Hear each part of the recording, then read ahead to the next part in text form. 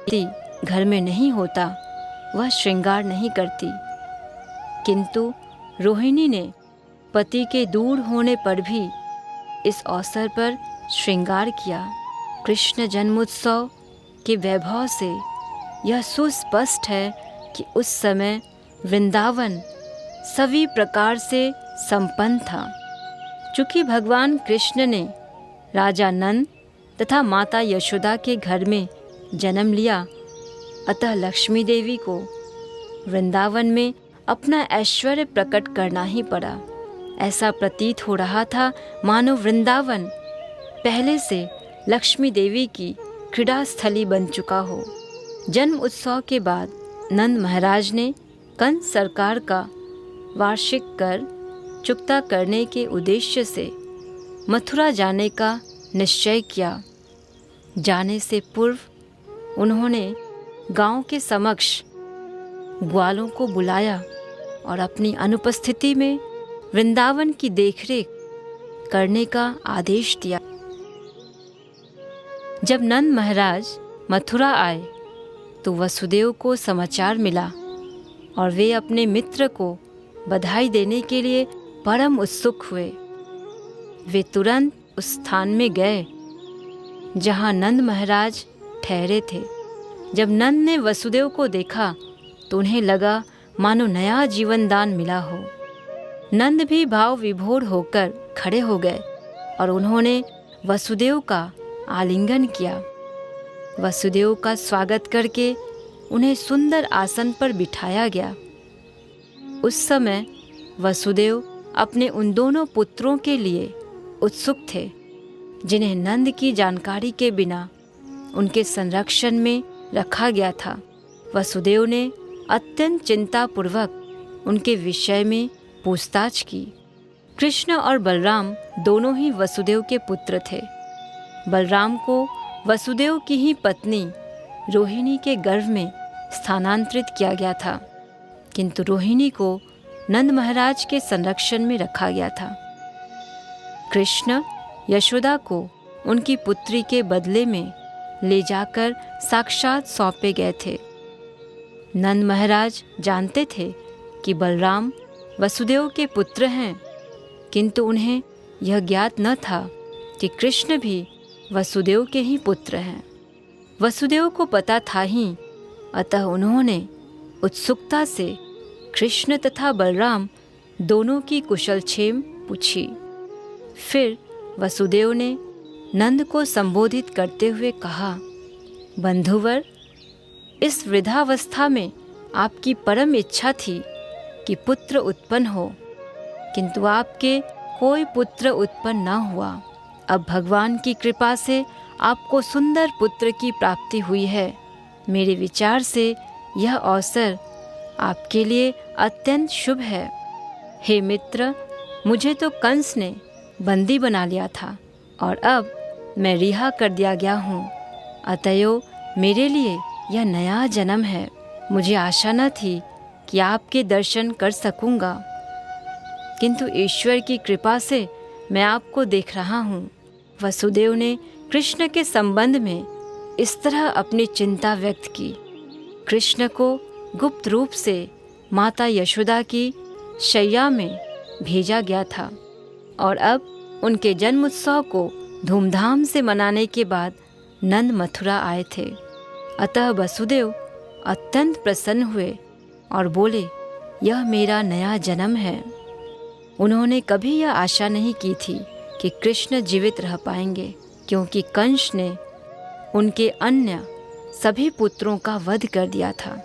वसुदेव कहते रहे, प्रिय मित्र, हम दोनों का एक साथ रह पाना कठिन है।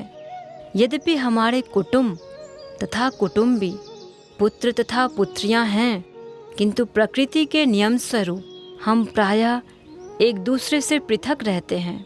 इसका कारण यह है कि प्रत्येक जीवात्मा विभिन्न सकाम कर्मों के फलस्वरूप इस पृथ्वी पर जन्म लेता है, और यद्यपि वे सब एक स्थान पर एकत्र होते हैं, किंतु दीर्घकाल इकट्ठे तरह रहना निश्चित नहीं है। हर एक को अपने सकाम कर्मों के अनुसार पृथक पृथक ढंग से कार्य करना होता है और इस प्रकार विलग हो जाना पड़ता है। उदाहरणार्थ सागर की लहरों पर अनेक पौधे तथा लताएं तैरती रहती हैं। कभी वे पास पास रहते हैं तो कभी सदा के लिए बिछुड़ जाते हैं। एक पौधा इधर जाता है तो दूसरा उधर। इसी प्रकार जब हम साथ साथ रहते हैं तो हमारी पारिवारिक संगति अत्यंत सुंदर लगती है, किंतु काल की तरंगों के फलस्वरूप कुछ समय बाद हम विलग हो जाते हैं। वसुदेव के ऐसा कहने का तात्पर्य यह है कि यद्यपि देवकी के गर्भ से उन्हें 8 पुत्र प्राप्त हुए थे, किंतु दुर्भाग्यवश वे सभी जाते रहे, यहाँ तक कि वे अपने एक पुत्र कृष्ण को भी अपने पास नहीं रख सके। वसुदेव को उसकी जुदाई अनुभव हो रही थी, किंतु वे असली बात अभिव्यक्त कर न सके। उन्होंने कहा, कृपया मुझे वृंदावन का कुशल क्षेम बताएं। आपके पास इतने सारे पशु हैं, वे सभी प्रसन्न तो हैं? उन्हें पर्याप्त घास तथा पानी मिल तो रहा है? मुझे यह भी बताएं कि इस समय आप जहाँ रह रहे हैं वह स्थान उपद्रव से मुक्त तथा शांत तो है? वसुदेव ने कृष्ण की कुशलता जानने के उद्देश्य से ही इतने सारे प्रश्न किए थे। उन्हें ज्ञात था कि कंस तथा उनके अनुयायी नाना प्रकार के असुरों को भेजकर कृष्ण का वध करने का प्रयत्न कर रहे थे। वे सब पहले ही यह निर्णय ले चुके थे कि कृष्ण जन्म के बाद 10 दिनों के भीतर उत्पन्न सारे बालकों का वध कर दिया जाए। चूँकि वसुदेव कृष्ण के विषय में अत्यधिक चिंतित थे, इसलिए उन्होंने उनके निवास स्थान की सुरक्षा के विषय में पूछा। उन्होंने बलराम तथा उनकी माता रोहिणी का भी समाचार पूछा, जिन्हें नंद महाराज को सौंप दिया गया था। वसुदेव ने नंद महाराज को यह भी स्मरण दिलाया कि बलराम अपने असली पिता को नहीं जानता, वह आपको ही अपना पिता जानता है, और अब आपके पास दूसरा पुत्र कृष्ण भी हो गया। मेरे विचार से आप इन दोनों की ठीक से देखभाल कर रहे हैं। यह भी महत्वपूर्ण बात है कि वसुदेव ने नंद महाराज के गोधन की कुशलक्षेम पूछी। पशुओं की और विशेष रूप से गायों की रक्षा अपनी संतान की ही भांति की जाती थी। वसुदेव क्षत्रिय थे और नंद महाराज वैश्य थे। क्षत्रिय का धर्म है कि वह प्रजा की रक्षा करे और वैश्य का धर्म है गायों को सुरक्षा प्रदान करे। गाय उतनी ही महत्वपूर्ण है जितनी कि प्रजा। जिस प्रकार से प्रजा को सभी प्रकार की सुरक्षा प्रदान की जाती है, उसी तरह गौओं की भी की जानी चाहिए। वसुदेव कहते रहे कि धर्म पालन, आर्थिक विकास तथा इंद्रिय तुष्टि या काम के कार्य परिजनों, राष्ट्रों तथा संपूर्ण मानवता के सहयोग पर निर्भर करते हैं। अतः यह प्रत्येक व्यक्ति का कर्तव्य है कि उसके समान नागरिकों तथा गौओं को कोई कष्ट न पहुँचे। उसे अपने बंधुओं तथा पशुओं की शांति तथा सुविधा का ध्यान रखना चाहिए। तभी धर्म, अर्थ तथा काम की प्राप्ति सरलता से हो सकती है।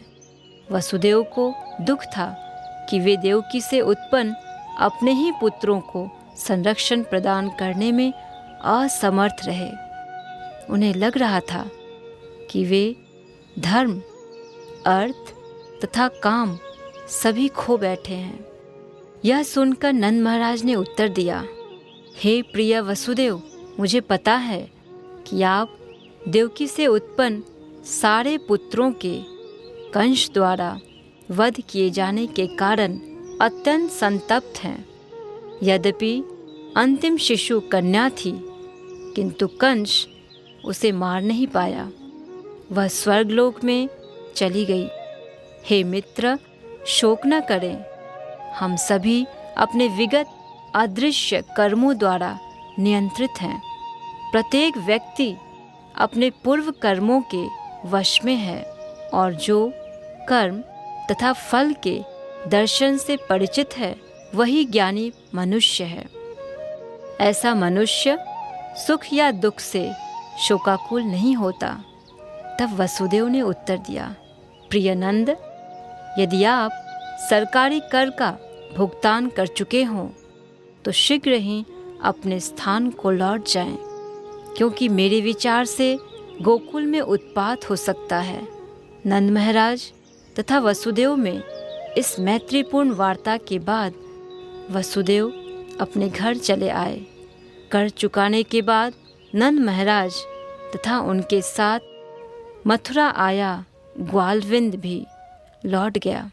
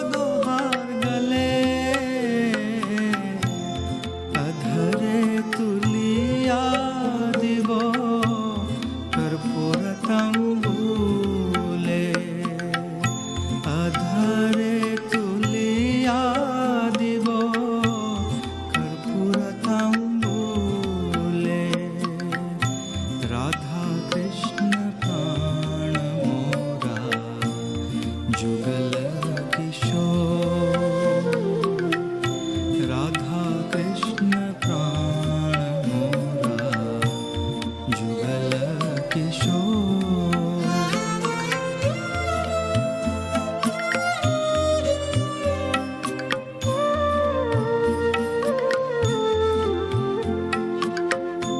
ललिता विशाखादि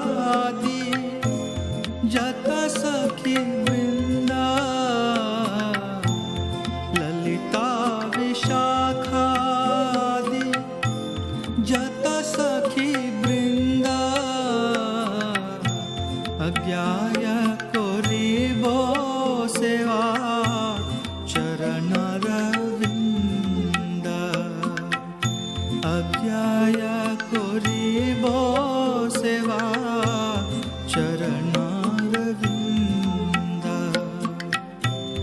राधा कृष्ण प्राण मोरा जुगल किशोर राधा कृष्ण प्राण मोरा जुगल किशोर